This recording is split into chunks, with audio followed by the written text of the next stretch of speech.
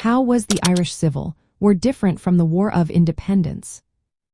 Have you ever wondered how two significant conflicts in Irish history, the Irish War of Independence and the Irish Civil War, differ from one another? These events are closely linked, yet they have distinct causes and outcomes. Let's break it down. The Irish War of Independence took place from 1919 to 1921. It was primarily a struggle between Irish Republicans, mainly the Irish Republican Army, and British forces. The goal was to end British rule in Ireland and establish an independent Irish Republic. This conflict was marked by guerrilla warfare, ambushes, and attacks against British troops and their infrastructure.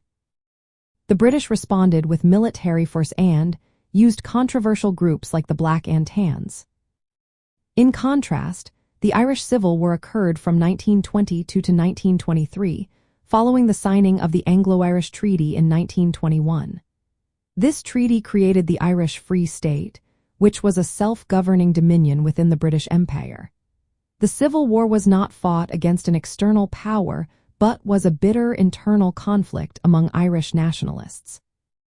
The split was mainly between those who supported the treaty, known as the pro-treaty side, and those who opposed it, called the anti-treaty side. The anti-treaty faction rejected the treaty because it did not establish a fully independent republic and accepted the partition of Northern Ireland. The participants in these two wars were also different. In the War of Independence, Irish Republicans fought against British forces to achieve full independence. However, in the Civil War, former comrades in the Irish Republican Army found themselves on opposing sides. The pro-treaty forces formed the official National Army of the Free State, equipped with British-supplied weapons, while the anti-treaty IRA continued to fight for their vision of a united and fully independent Ireland. The nature of the conflicts varied as well. The War of Independence was characterized by guerrilla tactics against an occupying force. On the other hand, the Civil War involved more conventional battles for control of cities and regions, followed by a guerrilla phase as the anti-treaty forces continued their resistance. The outcomes of these conflicts were significant. The War of Independence ended with the Anglo-Irish Treaty, which partially met the goals of Irish nationalists but left many issues unresolved. The Civil War resulted in a victory for the pro-treaty forces, securing the Free State government. However, this victory left Irish society deeply divided for decades, causing more casualties than the War of Independence.